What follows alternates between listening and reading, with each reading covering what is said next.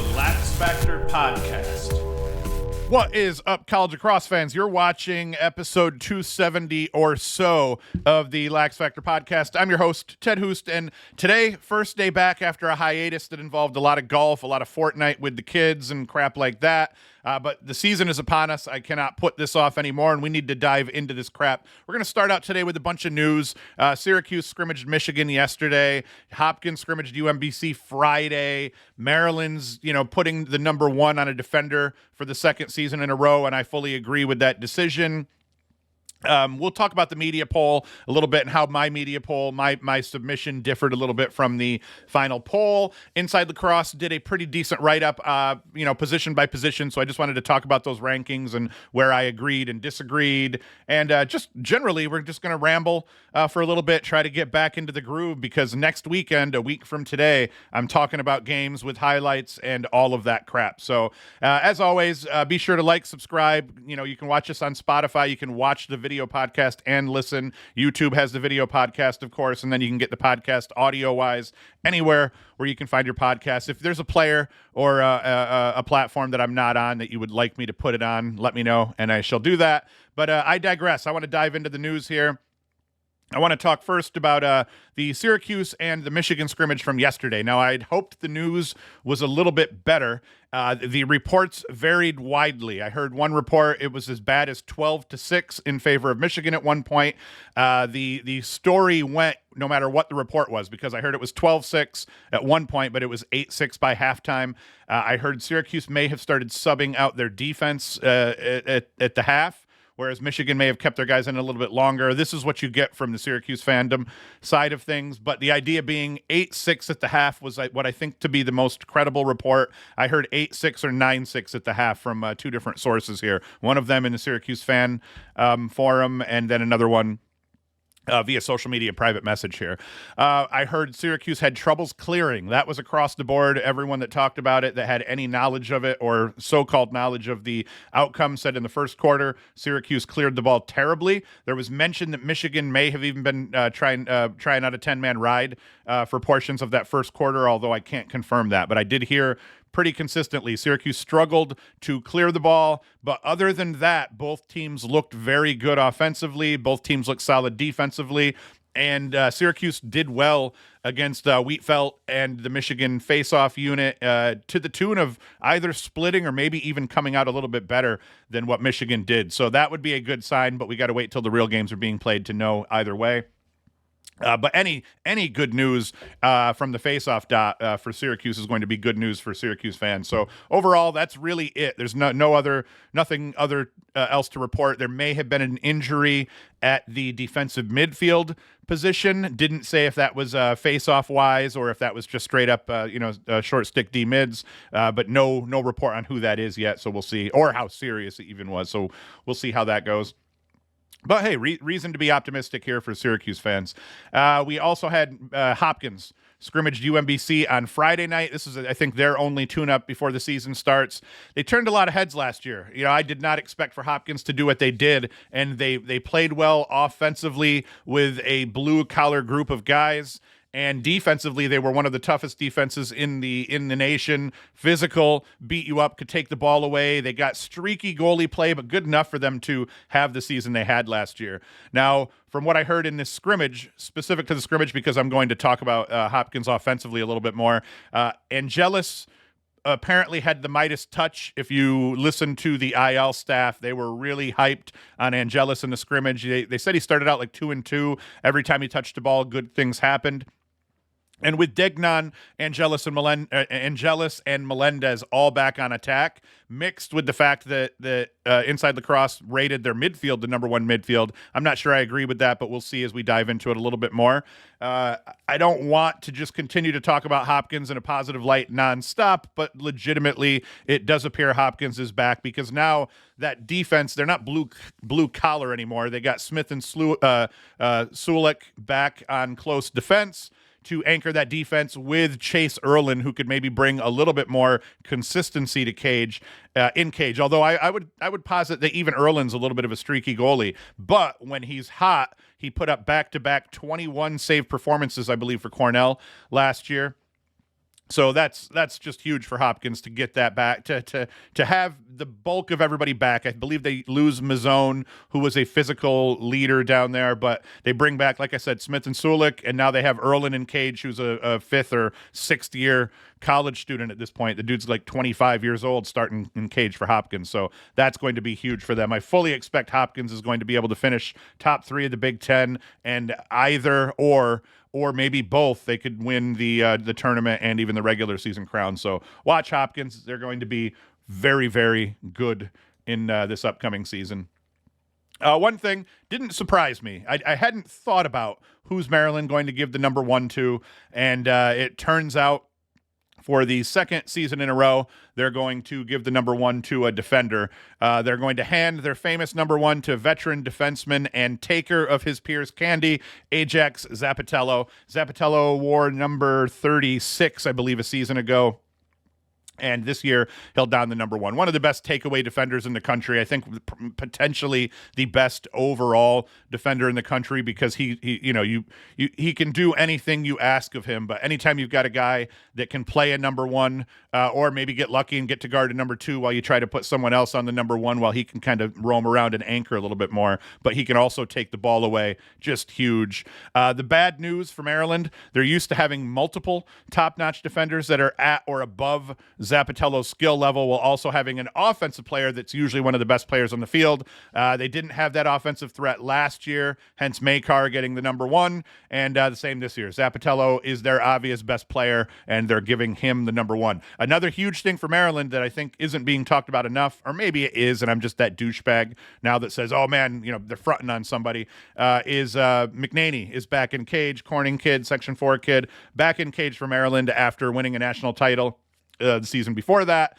So McNaney is he's going to bring some stability to, not that Maryland was bad in goal last year. They figured it out by the end, and they had a really good, I believe their defense was top 10 in terms of adjusted defensive efficiency. So Maryland's going to be good to go, but having McNaney and Cage, they've got to be excited about that and expect Zapatello to absolutely wreck people here. Now, this is where things start to get a little bit gross, and I'm going to apologize to my Syracuse my fans that happen to also be Syracuse fans, is once again, I've got to talk about Hopkins, because here was a gross thing about Hopkins in terms of this whole is Hopkins back for a second season in a row debate here. And this is not a typo.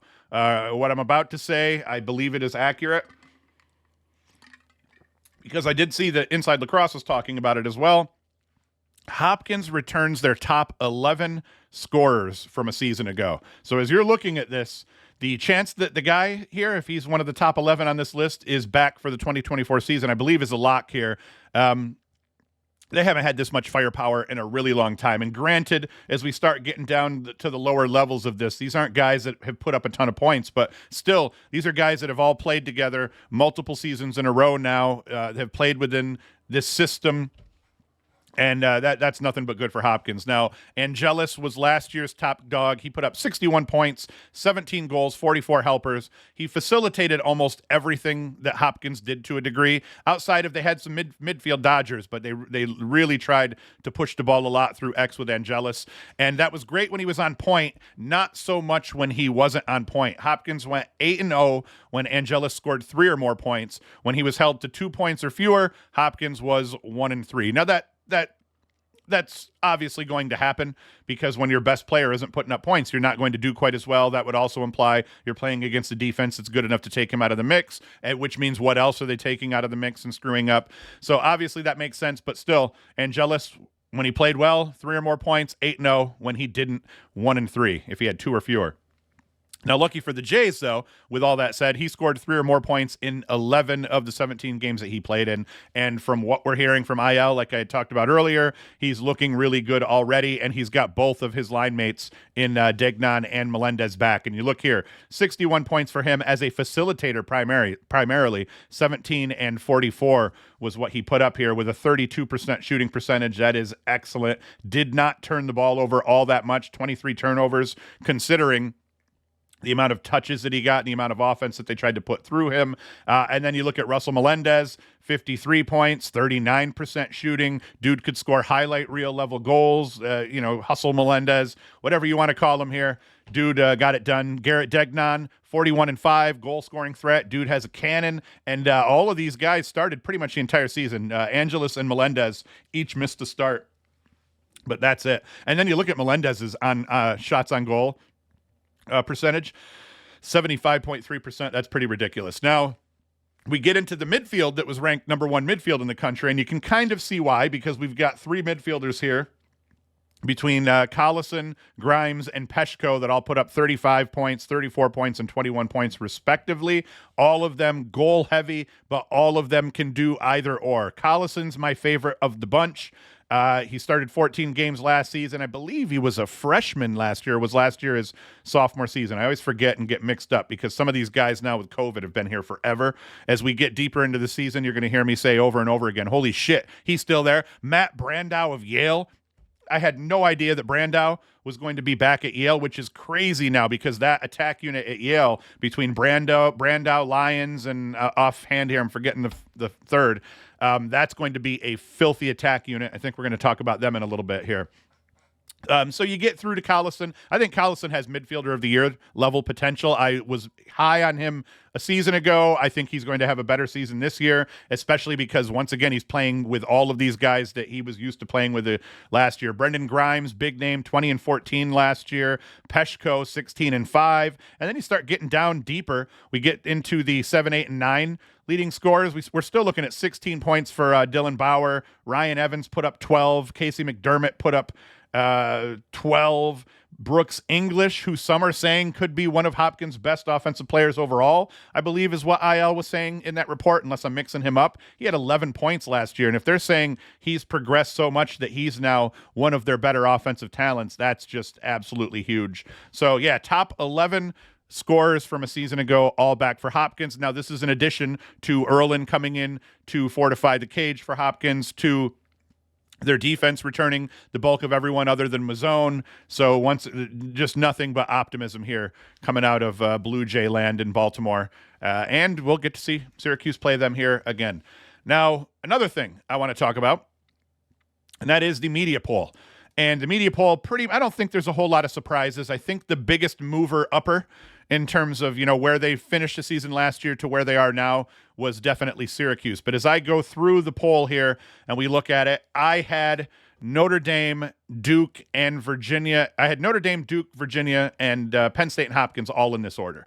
I figured we had to Penn State surprised, and I'm not sure what Penn State's going to do this year, but I feel I've always said this, and I said this last year, you got to reward the previous season's success in the preseason poll for sure. That's just the way it works. And I felt like that made sense. I saw even, I think the USA Lacrosse poll may have even had Maryland ahead of Hopkins, which I thought was ludicrous, but I felt like this was fair. And this is, though, where I break away from them. Now, as we get into 6 through 10, I had Cornell and Maryland swapped here. I had Cornell at 5, and then I had Maryland at number 7, and then I had Army at 8, so I nailed that one down. This one right here, I actually put Georgetown at 9. I don't know why. It was partly rewarding last year's success. I initially in one of my drafts had them further down, so I pretty much got this one wrong. They give that to Syracuse, which I was glad about. But I had this, my number 9 was Georgetown. My number 10 was Syracuse. Yale ends up picking that spot up here. My number 11 was Princeton. Michigan eats that one. My number 12 was not Georgetown. My number 12 was Michigan. I realized for people who are only listening that I lost you there with a couple of the spots. My number 13 in the poll was Denver. My number 13 was Yale. And that was partly because when I did the poll, I had not yet realized that Brandow was back at Yale, which is probably would have changed that for me as well.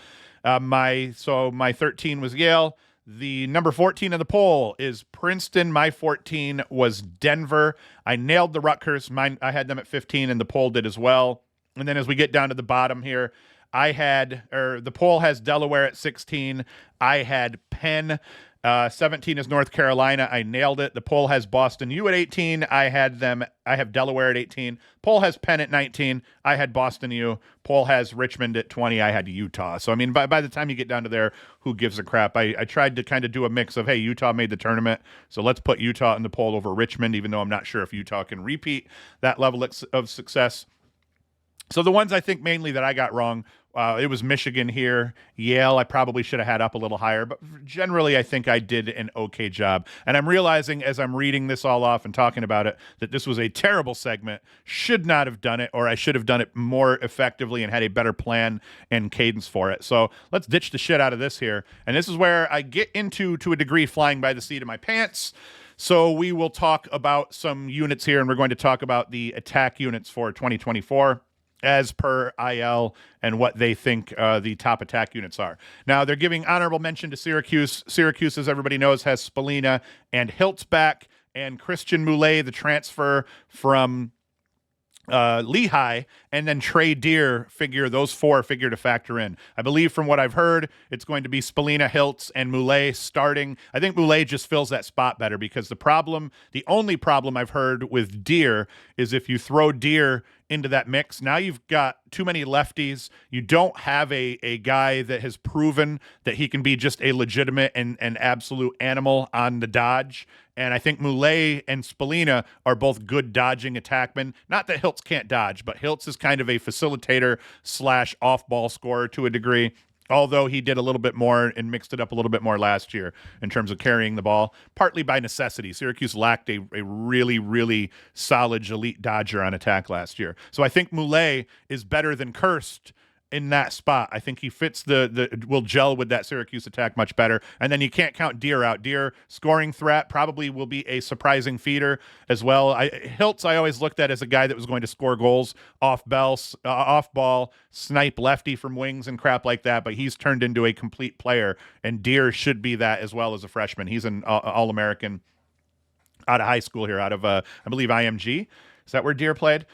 Syracuse gets honorable mention. Now, Michigan, I was surprised to see them get mentioned, except they bring in Lehigh grad transfer Justin Tiernan to replace losing Big Cat that we'll talk about here in a little bit later. So they got Bohm back, Cohen back, and this grad transfer. And apparently that's supposed to be a very good attack unit. Now, Bohm was 45 and 28, or Boehm. I forget how to pronounce it. I think it's actually Boehm. 45 and 28 last season. Very good attackman overall. Cohen 27 and 30 last season.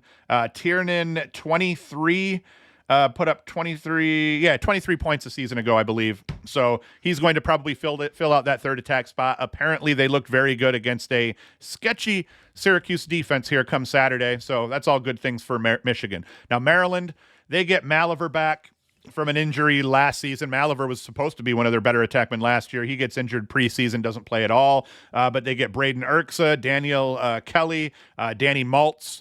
I don't know who's the crazy ball carrier in this mix. It seems to me a lot of goal-scoring guys. I know Kelly can mix it up a little bit.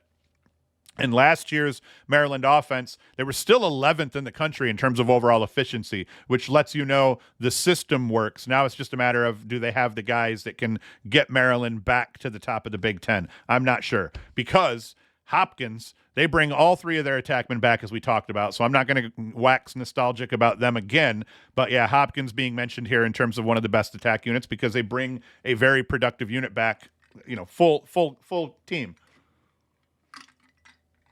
Okay, we move on, and now we get this is where I'm not sure completely. Cornell at number 5. Obviously, C.J. Kirst, Long, and Firth, very formidable. Firth, I believe, is the kid of the group, and Kirst, 65 and 19 per my LaxFactor attack rankings, which I'll put out here come next week and the week after. We'll start talking about them more. Kirst is actually the top ranked attackman per my computer generated rankings. It's really not computer generated rankings, and it's more a formula to rank players, and Kirst is the best, partly because he turns the ball over very little, scores a boatload of points overall, so his points per game is high, but more importantly, between not turning the ball over, he takes the ball away. The gap between his shooting percentage and his on-goal percentage is one of the smaller amongst the top attackmen, so that kind of brought him up to the top. So Kirst and that Cornell unit, will be formidable.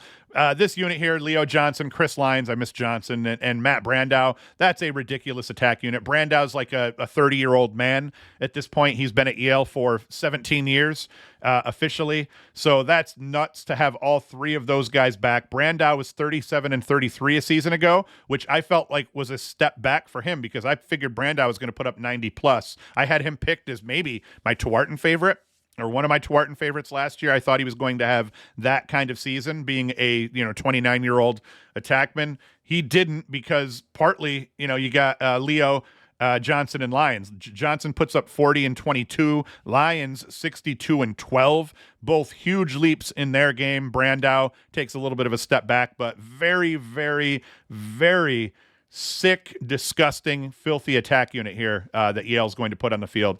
Virginia, Connor Schellenberger, Peyton Cormier, Jack Boyden, McCabe Millen. Now, I believe Millen, in one of their scrimmages, I read somewhere that it looked like Millen did play the entire game at attack. So I believe that the unit may end up being Schellenberger, Cormier, and Millen primarily, but Boyden will get worked in either at midfield or, as a fourth attackman, rotating in through them. I've talked about them enough on the pod. Schellenberger, one of the best in the country, Cormier, the best finisher in the country, and Millen transferring from North Carolina up to, or wait, did Millen transfer from North Carolina up to Virginia? Who knows, but Millen is going to tear it up here. Cormier was 52 and 12 last year. Schellenberger, 84 points, 30 and 54, 3.38 assists per game, led the country.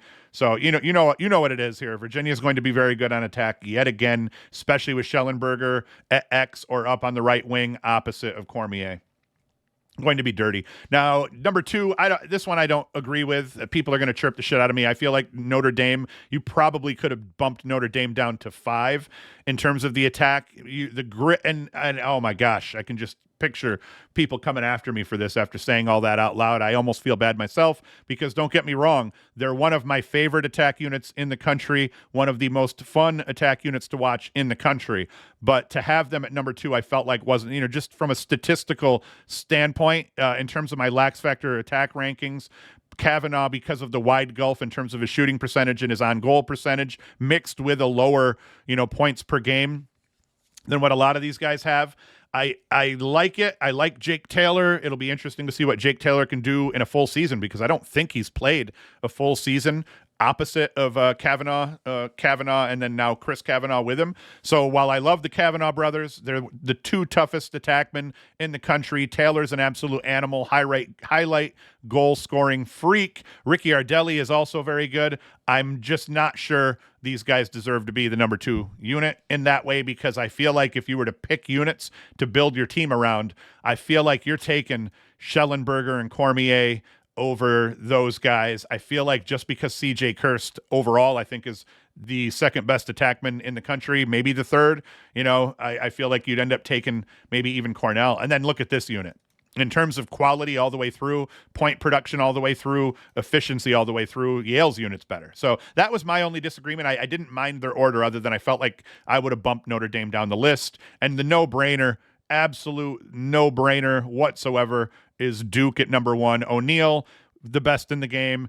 Dyson Williams, in terms of off-ball finishing, one of the top 3 guys in the country. Not an outside shooter. Cormier is not unique in terms of off-ball, but Cormier is good and close off-ball and will snipe you from all over the field out top on the left wing there. Williams, not that crazy outside shooter. He's a true, what you would kind of consider a crease and around the crease attackman.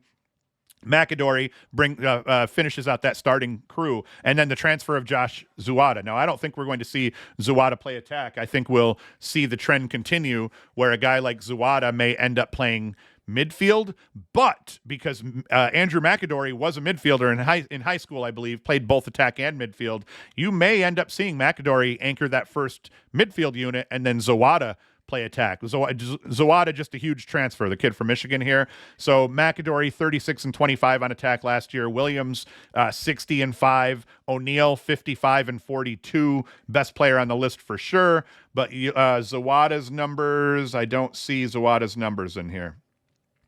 Doesn't show Zawada's. But make no mistake, he's going to fit in perfectly at Duke.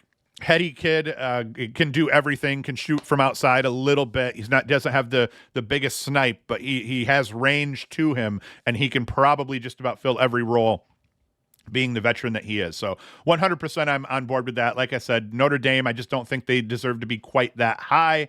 But they're definitely, I think, one of the top 5 units overall, partly just because of their toughness, team leadership. Now they've won a national title for the Irish. So chirp me.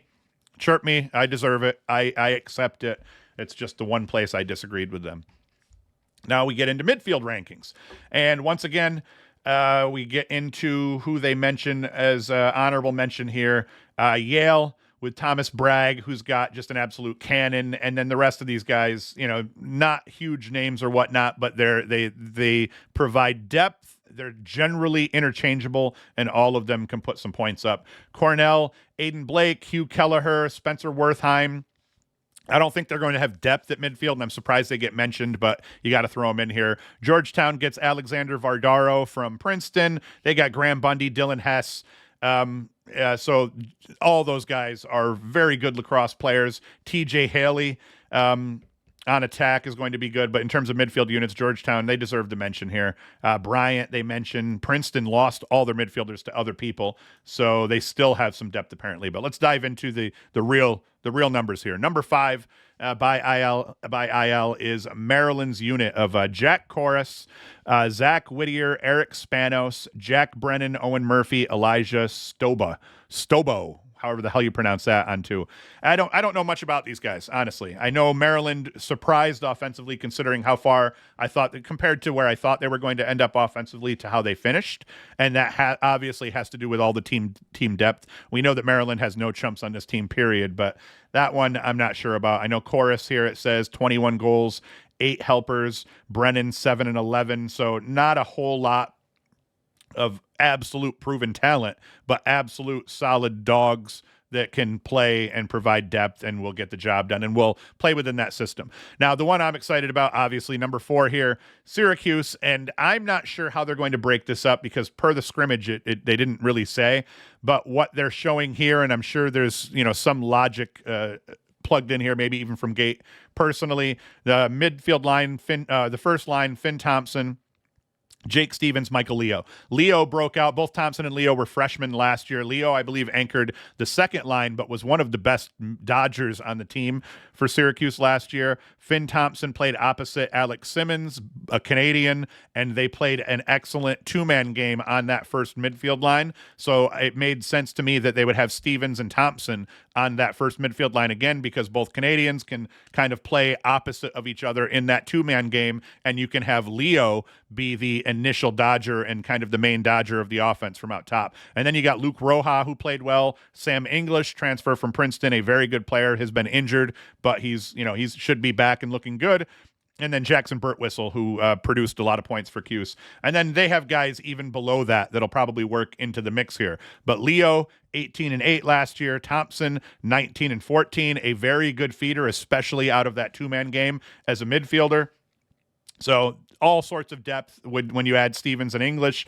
Stevens can go both ways, so expect him to even get some points maybe in transition from time to time. So Syracuse there with the number 4. Army, we've got Evan Plunkett, Jacob Morin, Bailey O'Connor. Morin had a big season last year, and then some depth to go through.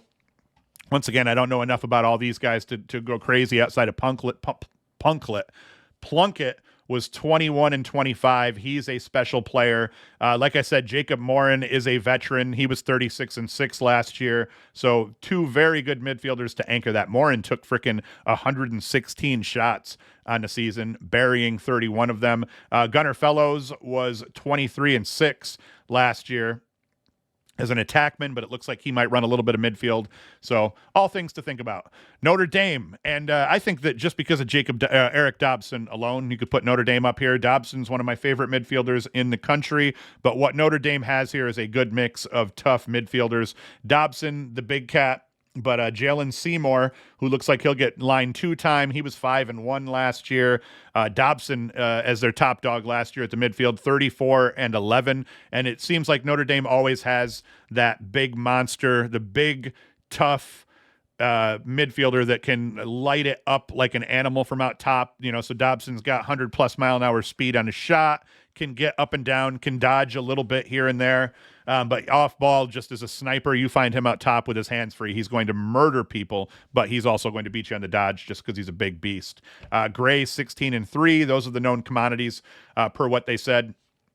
And once again, I feel like national champion winning. I don't know that Notre Dame, that their midfield has the depth, let's say, that even a Syracuse midfield does in terms of point production, but the fact that they're playing well within a system and they are the returning national champs gets them up here. That's the only one. I can't say I disagree, though, because of Eric Dobson alone. He's that good. I think that he probably my top pick by the time all is said and done for a shot at, gaining midfielder of the year, so on and so forth. And then we already talked about it, Hopkins here. Matt Collison, I think, is one of the other top 5 midfielders on this list here. Brooks English, Peshko, all coming back from a year ago. Brendan Grimes, all of these guys are really good. I think in terms of if you look at top to bottom, they probably do deserve to be the number one ranked midfield unit. I think that the sleeper here, and I say this and everyone's going to roll their eyes, I think the sleeper here is Syracuse, only because these young guys played incredible last year with a rough go. They were all young trying to figure it out.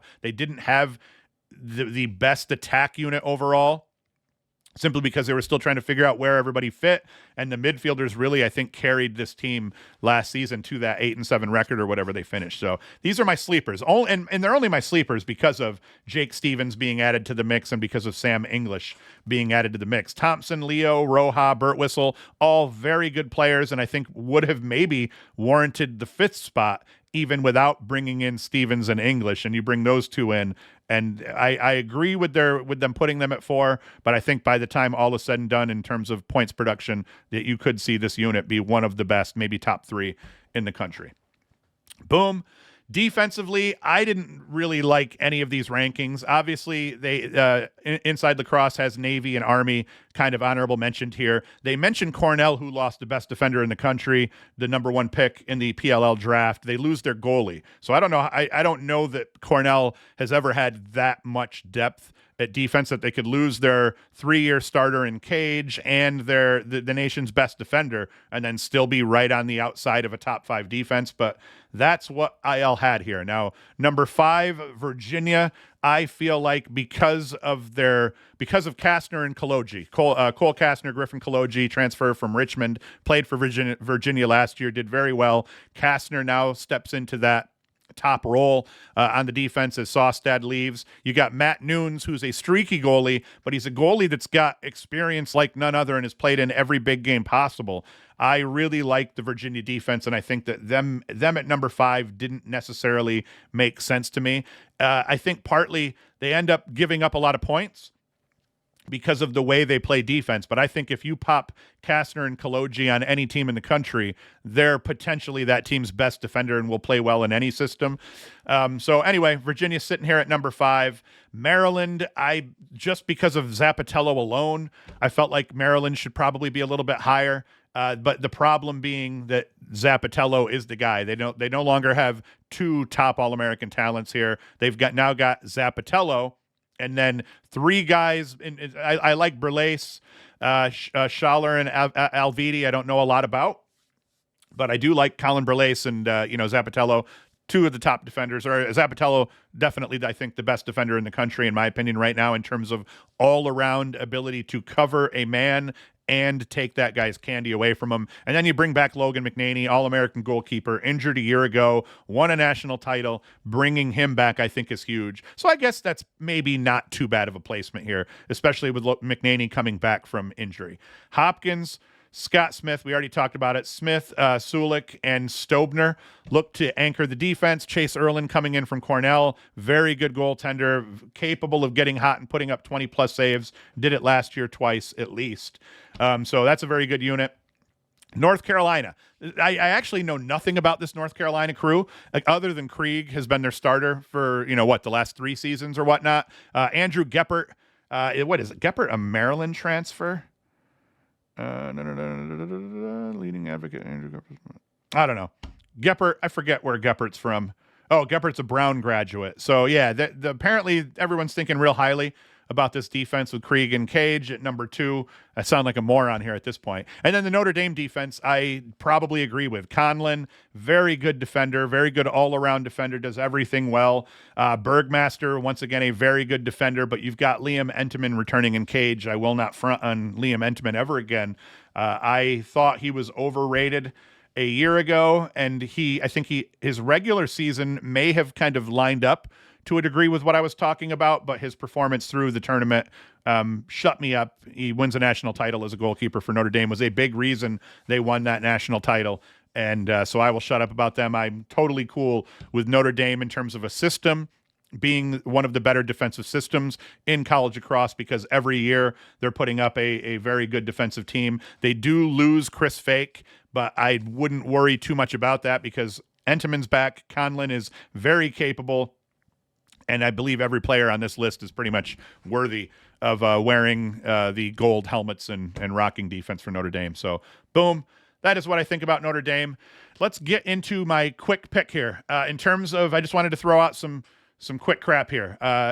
Tuarton favorite. My Tuarton favorite for 2024 before the season gets underway here is O'Neal. I think you'd be crazy not to have him at the top of your list. Especially because he brings all his boys back and some to help him out again here. I think that you got to throw Schellenberger in the mix in there. You could throw, who else? I don't even know. I think those are the two favorites, and I think one of those two probably win the Tuarton. I think the problem with guys like Kavanaugh are just going to be point production isn't going to be there. You know, in order to win that it's been proven over and over again, to win the Tuarton, you need to put up a shitload of points and be on a team that is very good.